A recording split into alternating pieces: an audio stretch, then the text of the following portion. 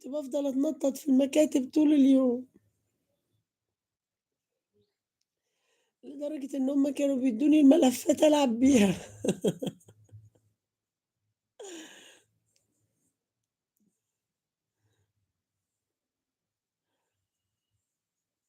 على فكرة أنا باحب الاسم جدًا وبيفكّرني بأيام حلوة أوي.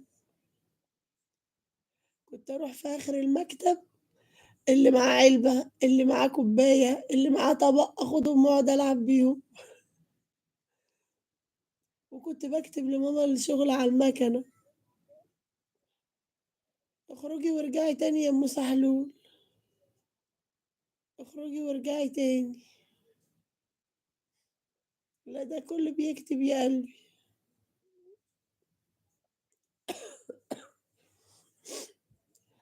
كنت باحب أروح مع ماما المكتب أوي،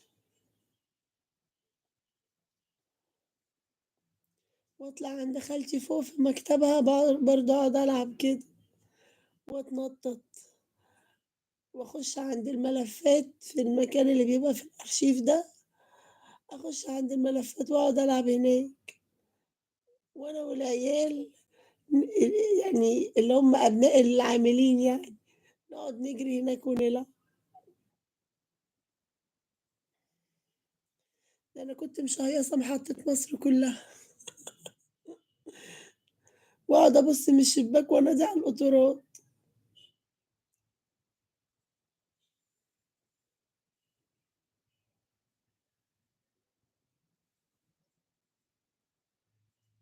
الشيخة أم زحلولة إيه، بُصّي يا أم زحلول لو الحساب أنتِ ما بتشتغليش بيه كتير بتتخصم بصماته، لازم الحسابات كلها تبقي على طول بتستعمليها. نسيم، عامل إيه يا نسيم؟ كل سنة وأنت طيب، منوّرني ومشرّفني، عليك وعلى أسرتك الكريمة يا رب يا نسيم، منوّراني يا ست الشيخة.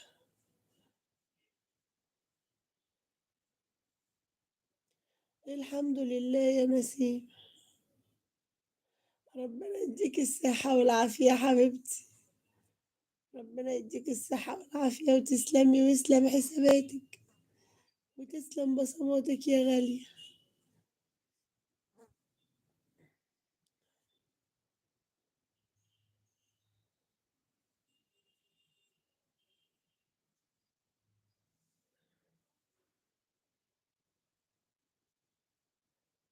لازم تكتبي كتير، اكتبي بالحساب شوية وبعد كده غيّريه، كفاية وجودِك معايا يا أم سحلول، ربنا يعزِّك يا رب. الشيخة دي أم سحلول، قُل لها يا أم سحلول هي مش بتزعل، تقريبًا يا أم سحلول، تقريبًا يا قلبي. أنتِ كده شايفة التعليقات؟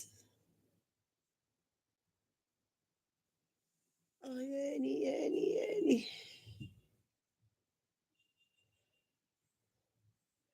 أحُط الصورة بقى لإني مش قادرة أمسك التليفون.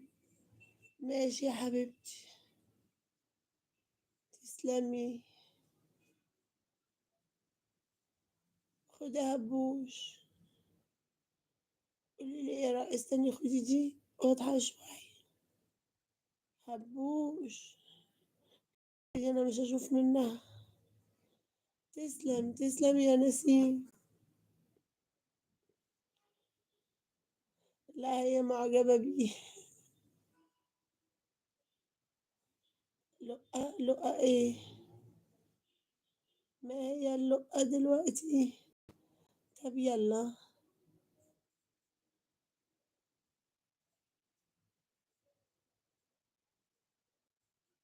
ده كان كحك بس ربنا ما نفخش في صورته، وده كحك ملوحي ومعوج وما ربنا ما نفخش في صورته برضه. أيوه هو ده، ده بتاعي يا حبيبي.